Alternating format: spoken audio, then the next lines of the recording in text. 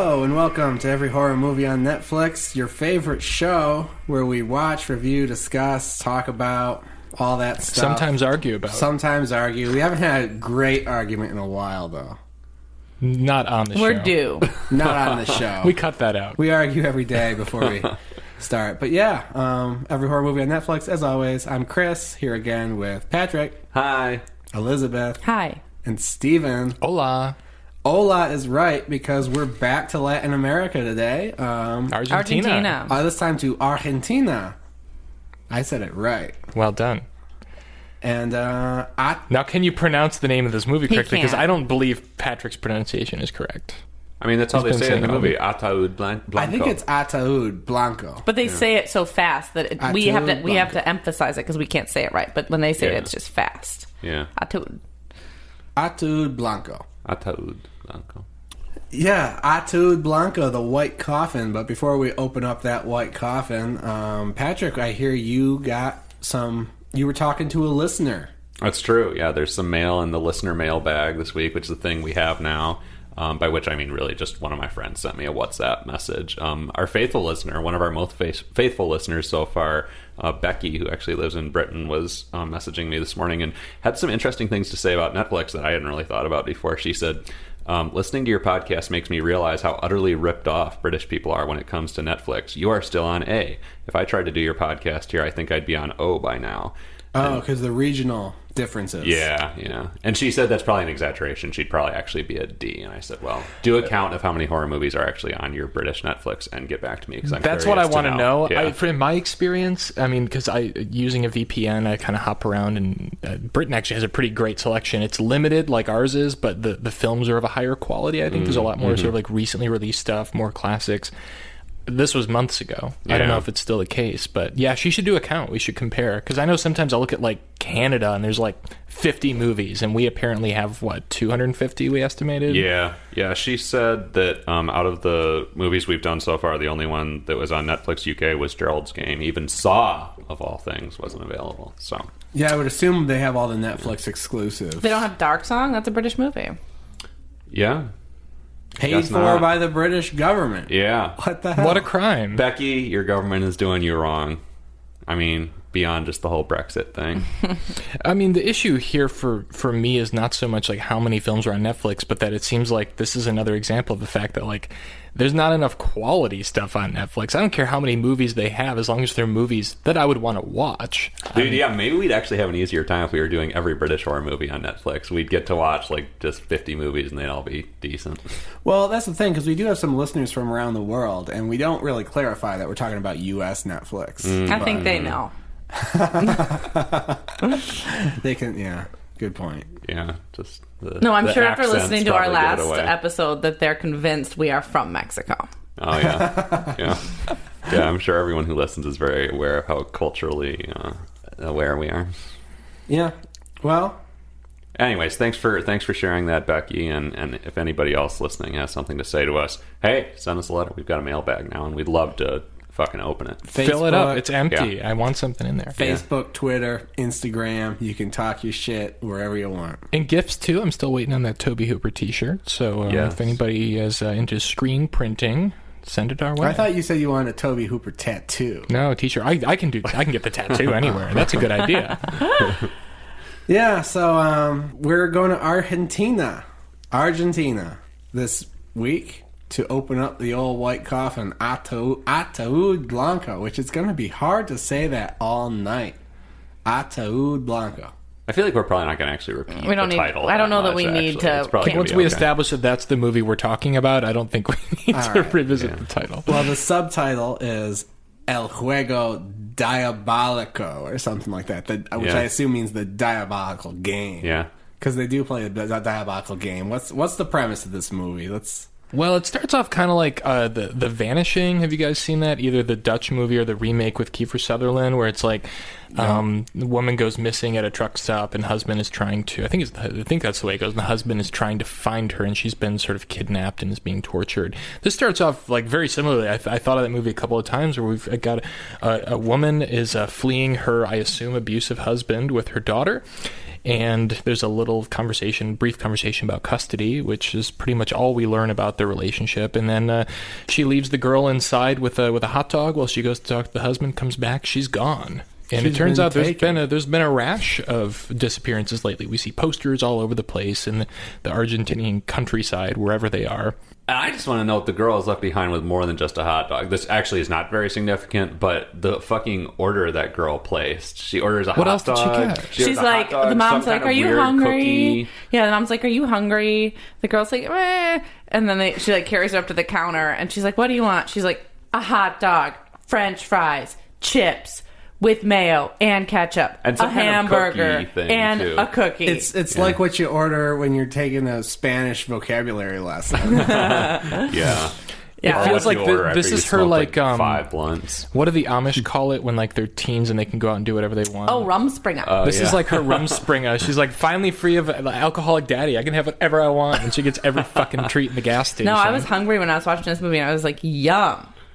Where I want all that too. It was funny because I guess for a minute I expected the mom to be like, "No, you can't have all that. Like, pick one of those things." But she got it all. Well, she's a good mom because she's saving her daughter from God knows what. You know, she's giving her a little treat. We don't know that though. Actually, we don't know. I mean, we don't know, but I'm assuming that was the intent. I don't know. What made you think that they were fleeing abusive circumstances? I wondered if the mom I've read was it in crazy. a couple of premises. I kind of wonder that too. We don't have much to go on here. I'm just assuming that it's Occam's razor. It's like the most likely scenario that we see in these movies over and over again. But you're right. There's no evidence. I mean, the conversation about custody is so brief, and we don't really get any sense of like what they're actually battling over in their marriage. I mean, it's completely unexplained. Just the one time I saw the dad, he didn't necessarily seem like a dick. So he sounds like a normal guy on the phone. So yeah, but I guess most abusers probably do. So well, actually, later in the movie, I got the impression that she was actually like psycho, because he says to her, like, there's the conversation towards the end of the movie where he's like, what have you done this time? What have you done? Or whatever, which I feel like, I mean, you can look at it either way, but I sort of wondered if maybe the mom was a little bit wacko. Yeah, I definitely wondered if she was to blame, but regardless, just something doesn't matter. Something really. To point about this movie, like that should matter. I feel like I say this over and over again. I need to find ways to say it. I didn't get any sense of like what motivations were for almost anybody in this movie. The point is, it would have been so simple to establish, to make her more sympathetic, to give us a little window into her situation and her why she's fleeing, and we don't get that. It'd be fun if we found out she's crazy, but. And this movie is 65 minutes long, so they had some time to establish that if they wanted to. It's super short, yeah. And we should note, just in passing, that there's subtitles again, so if you don't like reading or you can't read, this is not the movie for you. Unless you speak Spanish. Then it's fine. Do we have to note that every time we watch a movie with subtitles? I mean, subtitled movies are a thing that exists out there. That's still a barrier. I hate subtitled movies. Well, I think it's a barrier because I thought that this was a good movie. Well, let's talk about that. What? No, sorry. Elizabeth hates subtitled movies. I'm curious about this. She reads enough at the library, man. But you like to have closed caption on a lot of the time when we watch movies. That's because I'm deaf. Oh. I'm deaf and I can't read.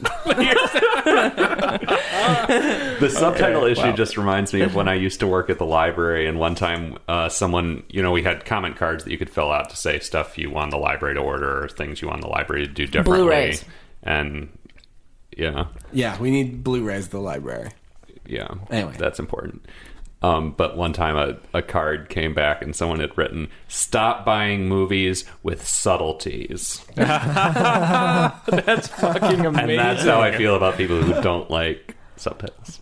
So the only movie you stocked after that was Ataud Blanco. Yeah.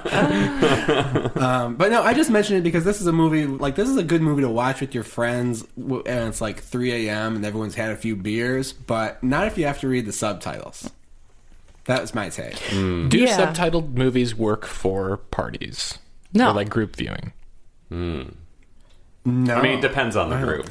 I was going to say, if a bunch of guys want to get together and watch Y Tu Mama Tambien with me, hell, we can even turn the subtitles off. Well, my complaint with subtitled movies is, so like these past 2 movies that we watch, I am by no means fluent in Spanish, but I can understand some Spanish and I can speak okay. I can communicate. And I notice the subtitles aren't accurate on so many of these. Like, they're not, there's wrong words and stuff. So I feel it annoys me because I feel like I'm missing like You're missing the subtleties. I'm missing the subtleties. I am, and I don't. So I worry that about that too. The me. authenticity of it, like who is in charge of. So I don't know. We'll mention the Criterion Collection derisively many times on this cast, but like for foreign films, I trust that like they've gone through and they've edited whatever subtitles we've seen in previous versions of the movie to get closest to the intent. Right. With stuff like this, I have no idea. Like we might have missed something that would have hinted at deeper stuff going on with our protagonist here. I mean, probably not in this movie, but yeah, probably not. Man, one thing that threw me for a loop was early on the mom and daughter playing a game where the mom says a word that starts with association A. Thing, yeah.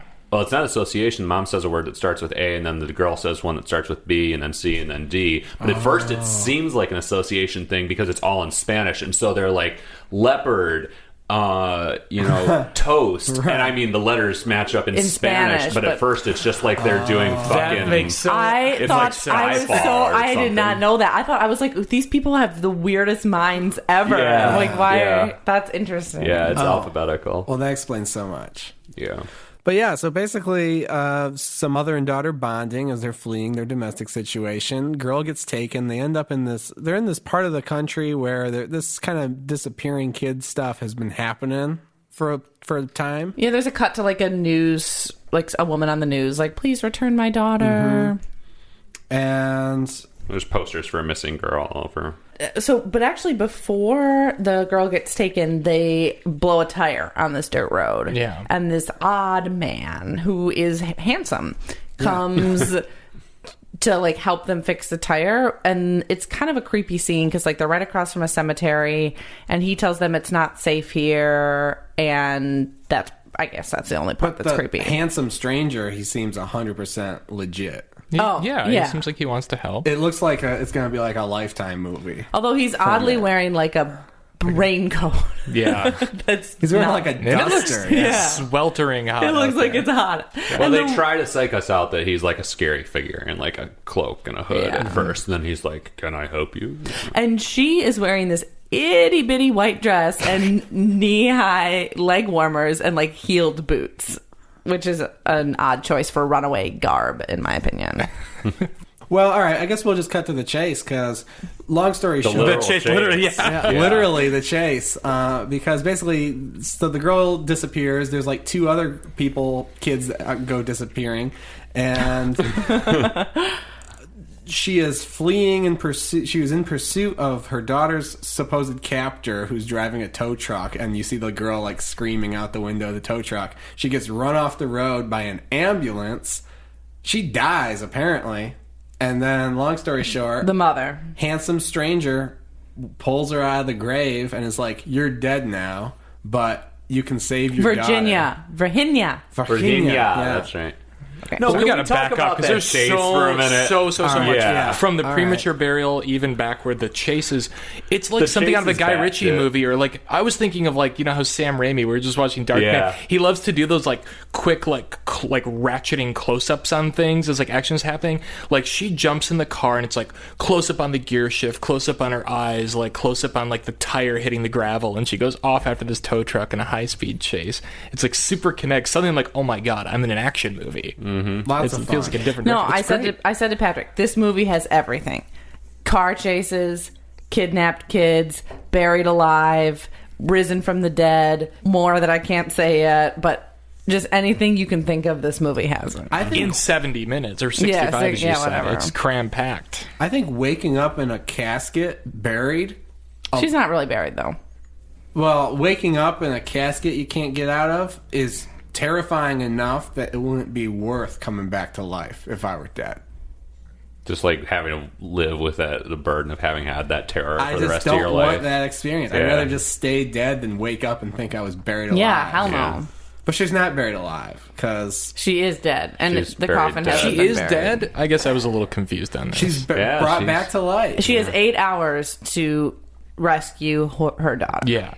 Now that part I got. I just wasn't sure if she had actually died and was resurrected, or if she just like was in a I didn't coma. believe they buried she her was so quickly. dead, but yeah, they buried her so quickly, and it doesn't look like she has life-threatening injuries from no. a car crash. She has, like, a her small corpse cut. has just like a little dot of blood on the forehead. Yeah. Well, internal bleeding is real. Well, the car chase is it's so fun. And then, like, so she's chasing this tow truck that's clearly got her daughter in the back of it, who's like, "Mommy, mommy," like banging on the windows. And then this ambulance comes out of nowhere and starts trying to run her off the road. And I was texting Patrick while I was watching this movie, and I was so fucking confused because I was like, why is the ambulance trying to run her off the road? And, I should know to wait, and, an explanation will probably follow. But that's not always the case in these shitty movies, Then she gets a call from the person inside the ambulance that says, "Pull over, your life is in danger." Was it from the person? Yeah. Which, how do they have her That's phone why I was like, number? how the fuck did the ambulance, like, what's going on here? And then the ambulance eventually runs her off the road and takes off and doesn't come back to pick her up. And I was like, all right, something sinister is going on here. But that was just not what I was expecting. Mm-hmm. Yeah, we were watching, and the thought that was going through my mind was like, or no, you said, Elizabeth's like, why doesn't she just speed up? Because they were like running, she and the ambulance are running basically neck and neck for a while. And I was like, why doesn't she just hit the brakes? It's Why doesn't one she way just or the pull other. over into the lane behind the tow truck? Yeah. Yeah. And like, she could outrun a fucking tow truck. I don't care what kind of car she's driving. Yeah, true. Yeah. Pedal to the metal, That was a bitch. souped up fucking tow truck. Yeah. Fast and Furious, this was not. Well, and then, unfortunately. so the tow truck is like a mile ahead of her, but when she like crashes and gets out of the car, it's right there, like revving its engine, taunting her, and the daughter's in the background right. again, like, "Mommy, mommy." Yeah, because it's been speeding up the road. It must have backed up. But we should have While heard she was that knocked out. beep, beep, beep, as she's sitting there. Hey, they might not do that in Argentina. This should That's have been true. called. This movie should have been called the tow truck, the Devil's tow truck. Yeah. Sure, why not? Why not? Why not? My favorite thing. Okay, so when I was in Costa Rica, they have the big like gas trucks that drive around, delivering gas, and the company is Zeta Gas, and they all say that. And the guys who drive them, when they like pull into the towns, they're like Zeta Gas, and they like yell that. And I was hoping that they would have that in Argentina, but I guess they don't because I didn't see it in this movie. Well, Anyway, maybe in the next little one. fun fact. But then commence the competition. The mothers. Turns out our hero Virginia is one of 3 mothers of 3 missing children. The other 2 are still alive. She's dead and inexplicably back to life. Aren't they all dead? Oh no, they're all alive. Yes, Yeah, correct. except for Virginia. Virginia. And our handsome stranger is like, "Look, you're going to be dead again in 8 hours for What good. do you have to lose? Yeah. But you got to go get the Ataud Blanco. You got to go find this white coffin, and if you bring it to this like cult and burn it, you save your daughter's life." Yeah. But the catch is the other women are trying to do the same thing, and we quickly find out there's only one Ataud Blanco. Which would have saved some time. She could have just took another coffin and painted it white. It had to be this specific coffin. was- We yeah, like it was saw the the coffin white crafted in the beginning of the movie. Like, Yeah. if you ever want to know how to make a coffin, watch this movie. You'll see every detail. Yeah, it's 10 like a minutes. That's 10 out of miniature carpentry 65 school. minutes. Yeah. So it's Bob basically, Vila, special appearance by Bob Vila. how do we know? Do we know it wasn't Bob Vila with the shroud on? It in could this? have been. I didn't check the credits. The poor man's Bob Vila. Oh god. But yeah, so it's basically a kind of a battle royale.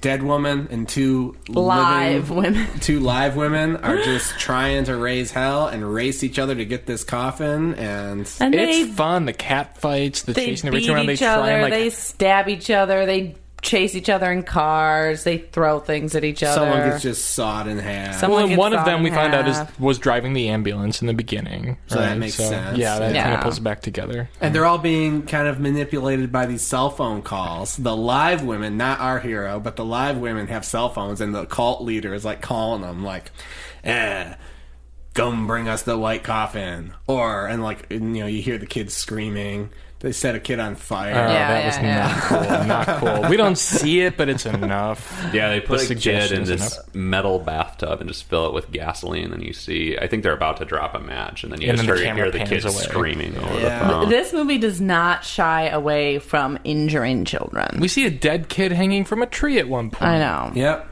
That is a lot. That's the one that gets burned in the bathtub because it's like the charred body of that child hanging from a tree. Sad, terrible. Yeah, it's fucked up. This is a shock and awe, gory, violent movie. It's like, do you want to see a priest get decapitated? Maybe you should watch this movie. And scalped. Yeah. So that was something I didn't quite get because there's this like priest who's sort of the caretaker of the cemetery where that the cult uses. Yeah. And he eventually, the mothers kind of catch up to him and he gets killed, and there's a map tattooed onto his head. Yeah, that map. The map of, I want to call it Moria, but I'm sure it's pronounced differently. Yeah, the maps did look very Middle-earth-esque. Yeah, they were very Tolkien-esque. Like at one point, sorry, Elizabeth. Well, no, I just didn't get that. So was he like part of the cult and he had it tattooed on his head? Yeah. So eventually, should we spoil what happens later? Well, we can just say that the map leads her to the cult. She needs the map to find the cult. And the map is everywhere too. At one point she goes into like this like fucking backwoods tattoo parlor, and they have this like enormous print of the map. That's where I thought, like, not only is it called Moria, don't know how it's pronounced in the movie, but it looks so like Tolkien-esque. I'm like, why here? And like later there's like a road sign that has the same map on it, and yet she still has so much trouble remembering the details of the map that we've seen and scanned that she ends up having to scalp the priest. Yeah. Well, I assume that the map on the head was more specific. You know, there's maybe a X marks the spot or a dotted line or something. Okay. But that's just me kind of filling in the gaps. But we have to do a lot of that with this movie. Well, also what I would like to know is I would like to go to Argentina for some podcast research, because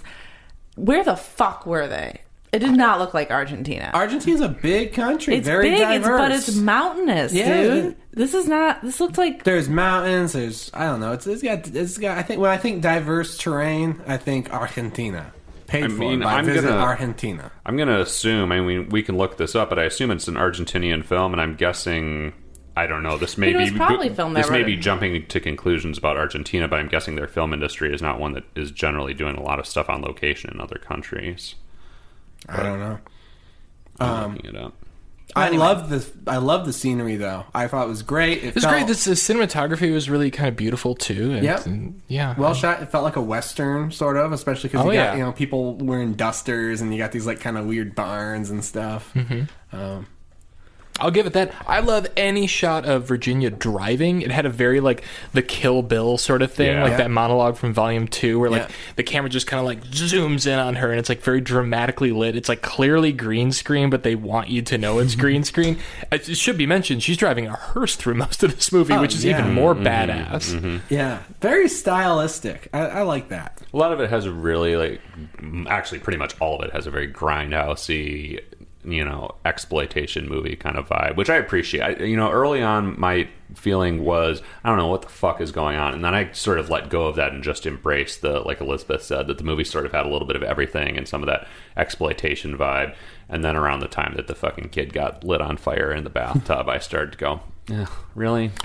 It has the grindhouse vibe, but I mean, it's not done well. I still feel like it was even for a lean 65 minutes, like this movie didn't really have like a cohesive vision. Well, but the point of Grindhouse is that it's generally not done well. Not in the sense of Robert Rodriguez, Quentin Tarantino Grindhouse, but like Grindhouse as the genre that they were emulating. Like it's generally not done that well. It kind of reminded me of like a video game cutscene or, I don't know, like a Japanese horror video game or something. It's like, oh, look at this guy who wears a burlap shroud with goggles over it and has a chainsaw. He's the villain for the next 5 minutes. We gotta talk about what he does with that chainsaw. Tracksuit mommy gets chopped in half with this thing. That was pretty ridiculous and gruesome. That was very grindhousey. It was over the top. Yeah, but I enjoyed that. The interesting thing is that Virginia can't die because she's already dead. So she gets stabbed, shot, slashed multiple times, but she just keeps on trucking. But the other ladies can get dead. She's like the bride. Yeah. Back to the Tarantino thing. Yeah. She's like basically invincible. Definitely. So it's a fun movie, to some extent. Yeah. By the time you get bored, it's over. I mean, that was my experience. It's anyway. short. It's short. By the time I was like, I need answers, it's done, and I stopped caring. Yeah. Well, should we rate it and get into the spoiler room and talk about when the real shit goes down? Yeah, there's a little bit left to talk about. Yeah, I'm sure we'll come up on some other things to discuss as we give our ratings, but sure, let's go for it. Patrick, would you view it, cue it, or screw it, and why? I would say screw it, but I pretty much have to reserve my explanation of that until I get into the spoiler room. As I was saying, I definitely kind of got on the movie's level for a while and was actually sort of enjoying, especially now that we're talking about it again, the grindhouse, the exploitation vibe is even more fun in memory, but the ending of this movie is just fucking... Well, in general, you thought that the movie was too... there was too much violence towards children? Yes. Yeah. It offended you morally? Yeah, and the ending is just fucking harrowing. I mean, you talk about fun, and I started having fun, and the ending is just not fun, and it's fucking... It was just offensive to me, and upset me more than anything we watched so far. Wow. Okay. Elizabeth. I would say screw it. I don't like movies where things happen for aren't explained.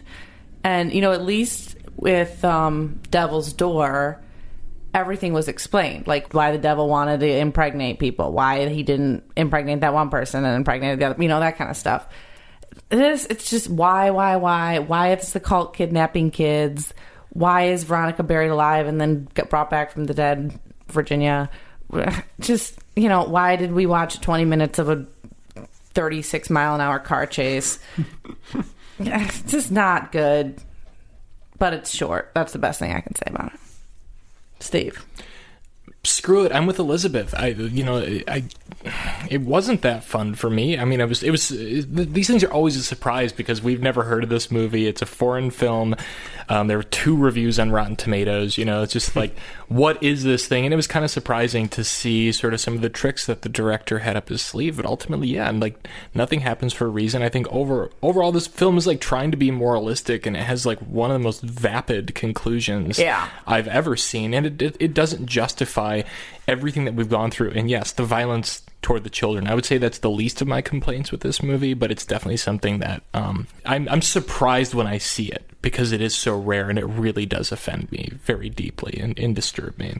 So screw it. If I could recommend a better movie, go watch Death Proof again, or what is it, Race with the Devil, Ride with the Devil with Peter Fonda. It's a 70s movie that's a car chase with a cult. That's a lot of fun and it's not going to offend anybody. So Chris. I was looking for ways to give this a cue it, but I can't, even though I liked it a lot in a lot of places, I can't wholeheartedly recommend anyone put this in their queue and actually watch it. So I guess I'm going to say screw it. Why can't you expound? It's just not that good. Like, there's things I liked. I liked the scenery. I liked the monsters, or, the villains. I like kind of the premise. Like, it's a movie that's fun. It moves fast. It doesn't give any fucks. There's weird stuff. A guy in a duster with, like, a weird, like, steampunk pocket watch, raising people from the dead and giving them missions and stuff. I'm like, okay, that's kind of cool. But I can't see myself wanting anyone else. I wouldn't inflict this movie on anybody else. Actually, you know what? Fuck it, cue it. Oh, God.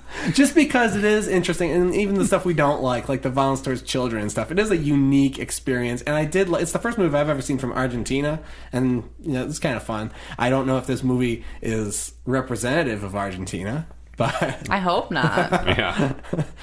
I've met a couple of Argentinians, and they seemed a lot cooler than this movie. So.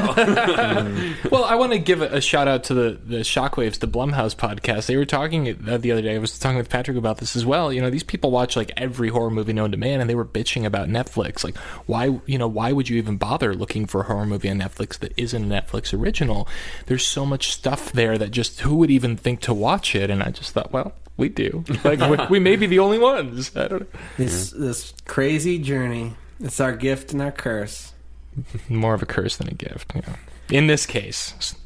Well, stay tuned because there's much more to talk about. We're going to go to the spoiler room, and really, we'll be, I'm sure, dissecting all the shocking, horrific child violence and much more. So, go watch the movie, go read the subtitles, or stick around. We'll spoil everything.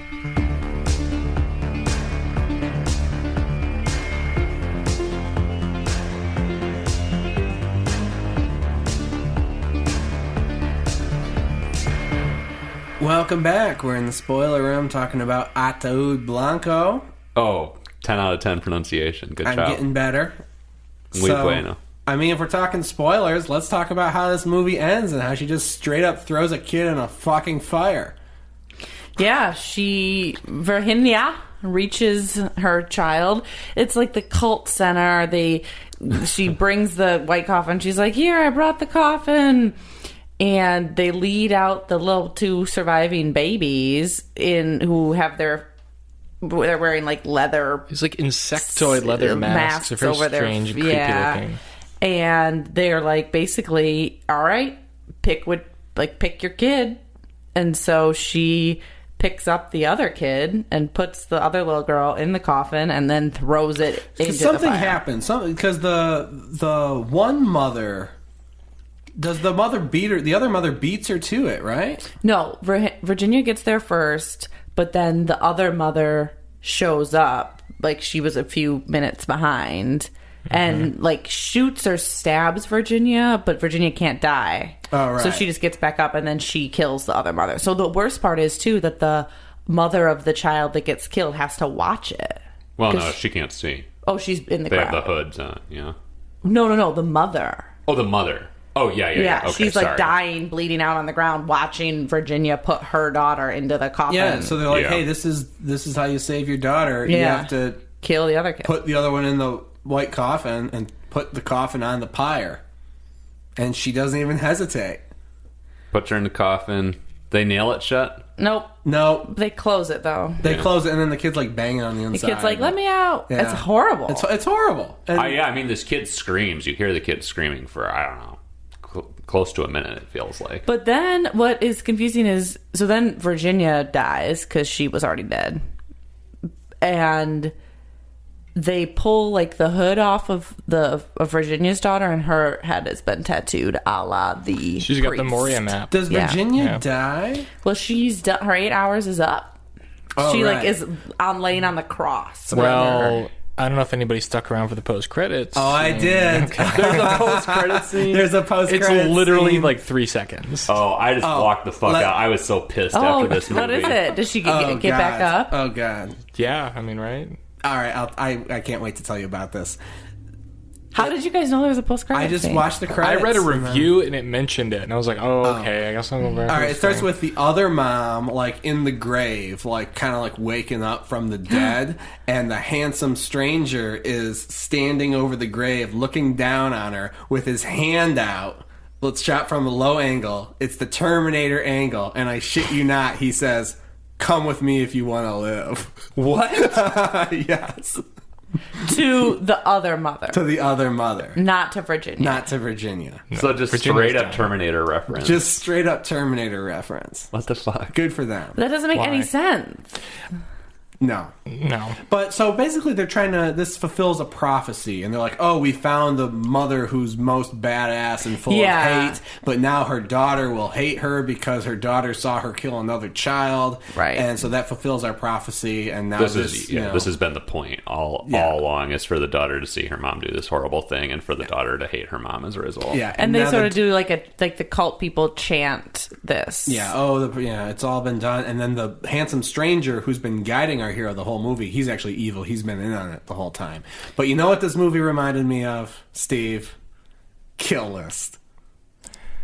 I mean, I can see that, and that there's a cult. Steve's never going to disagree with anyone saying that a movie reminds him of Kill List. Steve's never going to disagree with the name Kill List being said on the podcast. No, never. This whole thing Tell where me it's about our it. hero is doing horrible stuff for the whole movie. I've seen it now. It's their coming together. strings are being pulled Sure. from behind the scenes, and it turns out the cult's been pulling their strings, and they're actually just trying to make this person do horrible shit to fulfill a prophecy and become the new leader or something.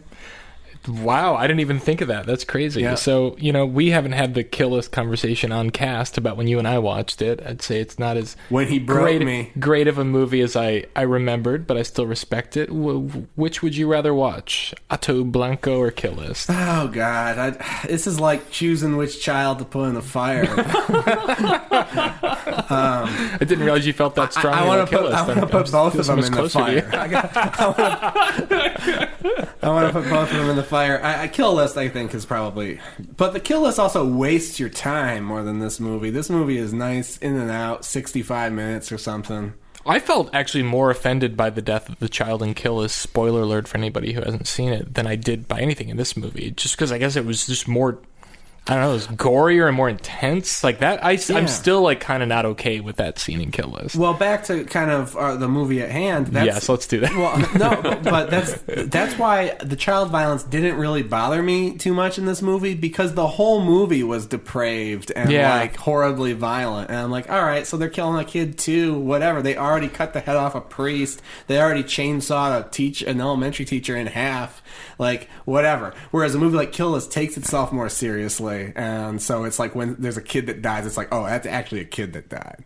You know? Yeah, and I think if you know, we broke the embargo quite a few times for this movie. Usually we don't talk about the movies before we sit down to chat about them on the show, and Patrick talked about how this movie, quote, pissed him the fuck off, and it was because of the violence against children. I think if you hadn't said that, I might have still been like, I don't know about this, in the scene where the kid is burned alive, but which you don't see. But after that, I didn't care. I was like, that this is what this movie is. Like Chris said, everything is depraved in this film. It goes didn't for register it. with me. And I respect that it's a movie that goes for it. I don't respect anything that burns a child alive for entertainment. There's no moral... We have no moral concept of the child. At least the priest, you have an idea of who that character is and moral things that he has or hasn't done in his life and whether he may or may not deserve to die. The child has done nothing. Right. And then we have to hear the child scream as it dies. Like, that's purely for entertainment, and that's just not something that's entertaining. I don't even know that it was meant... I mean, I guess we'll call it entertainment because it's a movie, and I guess that's what most people go to movies for. I didn't feel like we were supposed to be, like, cheering as the kid died, you know? But also, it didn't seem, like, upsetting enough. It didn't seem like enough of a movie that was saying... This is the horror of burning a child alive. Yeah, it just happened. It just happens. Like, I kind of actually forgot about it after I watched Well, a child burning alive is just horror in the first place. I mean, I think that's... I mean, obviously we reacted differently to it, but I was just like, oh my fucking God. Like, I just felt awful the whole time I was watching that. This is probably how people felt in, like, 1931 when they saw Frankenstein, like, throw a girl in a lake. Dude, that's still how I feel when I see that. Probably our kids are going to go to the multiplex and see movies that are just 90 minutes of kids getting burned alive. But I'm totally fine with having a problem with that. God, what a dystopic view of the future you have, Patrick. Well, I mean, I'm just taking Chris's point to an exaggerated next level, but I mean, I that's don't know. sort of what you're saying with Frankenstein, right? I mean, I'm not saying that your feelings aren't valid. It was a disturbing scene, but like I said, it's a horror movie that's just trying to, like, go for shock. And so if you want to show me a kid getting burned alive and it's all for shock, like, whatever. I will say it's a disturbing idea. I don't think the way that it was handled disturbed me. Because at that point, I just did not really care about what was happening in this movie. It just seemed... I mean, how did you respond to it, Elizabeth? You haven't said anything. How did you respond to that scene? To watch a child burned alive. How did it... And it was the cuter child, too. Last week, you wanted the child's matters. throat to get slit, so perhaps you may... No, I was actually going to bring this up because that's different. Because that child had been clearly established as the devil. Yes. So, you know, I mean, fine. This an innocent kid? No, I don't. No, I thought this whole movie was. I mean, I didn't like this movie. I thought it was over the top and disturbing, and I thought the burning of the kid was drawn out and offensive. I mean, I was upset. I was washing dishes. I was like, I don't want to see this anymore. I don't want to hear this kid like screaming. Yeah, I guess that's what I'm talking about with the moral concept too. Is I mean, I didn't want to see the devil child's throat get slit either, but at least that has more of a moral. Like, that is the devil, you know what that kid actually is. This is just a child, and it's not even Virginia's child who we have some idea of. This other kid, we don't know who the fuck it is. It's just, Oh, that's again why I didn't Fodder. care. I was just like, all right, there's a kid burning. I don't know who it is. This movie is garbage and is morally bankrupt. So let this morally bankrupt. And it's over in a flash. Yeah. It didn't feel over in a flash to me. All right. Well, you know what? Listeners, if you have thoughts about kids being burned alive, please get at us. What I don't like is movies. I think someone sort of said this. I don't like movies that are just there for shock value and try to prove, like, look how far we can go to get you to, like, feel horrified. Because edgelord movies. That doesn't make a good. That's not a good movie. Making me feel horrified. The three of you horrify me every day. This is not. It doesn't matter. Like, a good movie maybe makes me horrified, maybe doesn't. It doesn't. You don't get a good movie just like look how far we're willing to go. Well, look, I'll say this. If you're committed to burning a child alive in the plot of your movie, I don't have a problem if you do it like this versus, like, they light a match and you see a reaction of someone's horrified face and, like, then you see, like, some smoke. Wait, what? It's like the kid that was burned in the bathtub. Yeah, like that. Like, if you're gonna burn a kid alive, that's the way to do it. You might it. as well show it. Oh, you're saying you might as well show it? Yes. I guess I preferred that they didn't in that first scene. But don't burn kids, burn teens, burn adults. Oh yeah, burn millennials. They deserve it.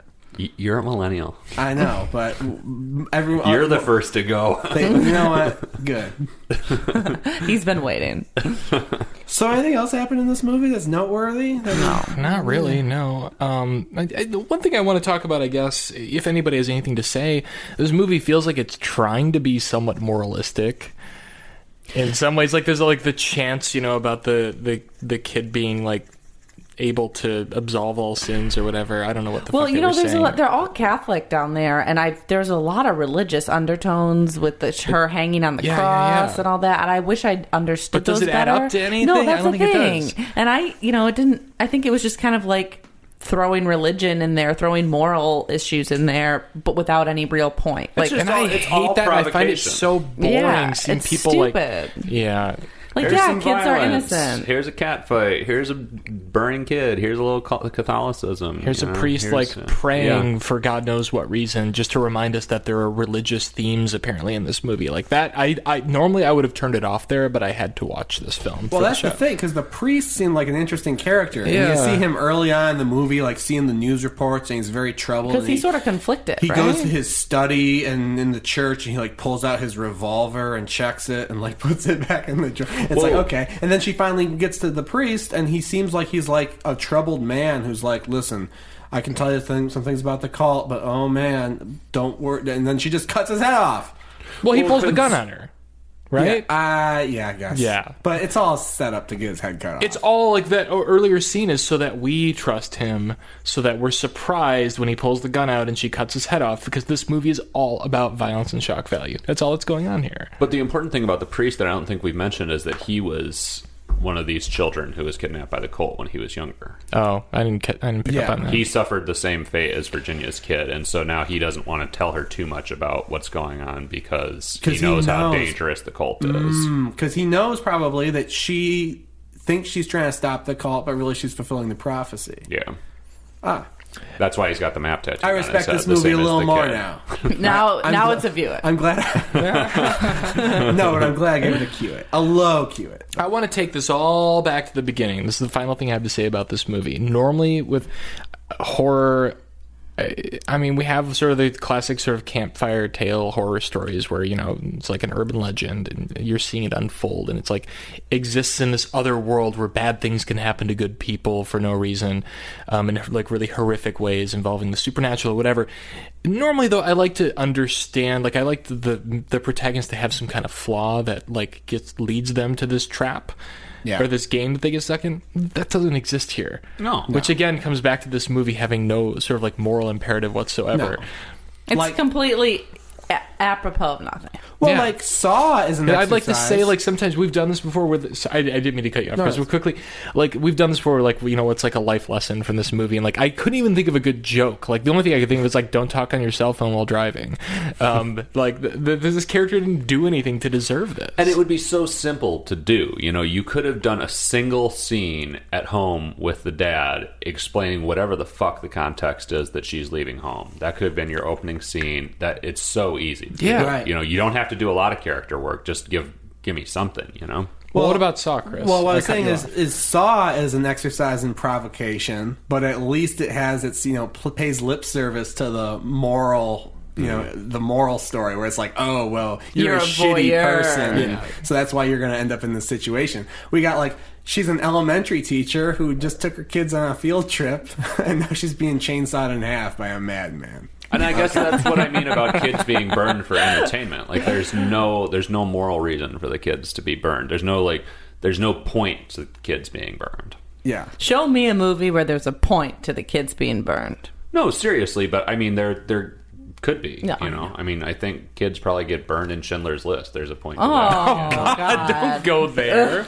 No, but I'm serious. Like, I mean, I'm not saying there's like a blanket thing. You can't burn kids. Sure. You can't show violence against kids. But there's, you know, have a point to it other than just trying to shock me or trying to entertain me by shocking me. I agree with your point, but this movie, like, so clearly just makes no attempt and is just going for shock so much that I'm like, okay, whatever. If that's what it wants to do, fine. That's how I felt. I'll approach it on its own terms. Yeah, I guess it's just trying to be a shock. It's trying to be like a Halloween yard display. That's not something to excuse it for me, though. That's exactly what I'm indicting it for. I know. I will say this movie would have been worse if they'd like done a shitty job of attempting to explain more. Like, you know what I mean? Yeah. Like, if I don't know, whatever. Anyway, fine. If they tried to give a explanation of why the guy has a pocket watch. Yeah, if they'd done some like mediocre background work, that would have made it intolerable. I feel like any background work would have made it better because it was so confusing, even if it's just a really terribly acted scene of the mom and dad fighting at the beginning. It still would have been helpful. Well, there's your life lesson, because if our hero had expressed any interest in learning the backgrounds of any of the situations or characters she met, she would have realized that she was being played by the cult. Be more interested in the world around you. Yeah. There's the lesson. Ask questions. When a guy pulls you out of the grave, Don't just blindly do what he says. maybe he's a bad guy. Even if he looks like the Trivago man. Even if he's sexy. Just because you're brought back from the dead doesn't mean everything's okay. Well, guys, Or that you deserve to be alive. Moving on. I got good news. We've watched 4 Netflix movies in alphabetical order, which means we get to pick one. We get to pick the next one. Thank God. The old Wheel of Death. Yeah, and who do we think's gonna win this time? I hope it's not me. Well, Elizabeth has me too. won the past 2, which means she gets to spin again. Her picks have been great so far. Astronaut's Wife and Saw. So Chris is a little biased here. maybe 3rd time's the charm on the Wheel of Death here. So let's bring it out. And if it's Elizabeth again today, I'm going to fucking shoot myself. All right. Spin the wheel again. Let it have it. Oh, it's going. It's going. Oh God, so suspenseful.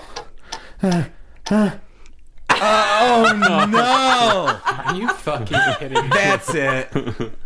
She weighted the wheel. I didn't wait it. Maybe you shouldn't let her spin it next time. I'm sorry. I'm starting to wonder if this is a random wheel, but we'll investigate that matter later. You can't spin it again? No, we're not going to spin it It's again. not going to change the outcome. We're not going just to change the test it. outcome. But yeah, all right. So yeah, Elizabeth, what's your pick? You can't even. No, Chris, you need to shoot yourself first. You can't even muster any enthusiasm. Okay, fine, guys. Yeah, I'll so, fucking shoot myself. what are we watching next week? What are we watching? The Wheel of Elizabeth. What do I Death. have to put myself through next week, Elizabeth?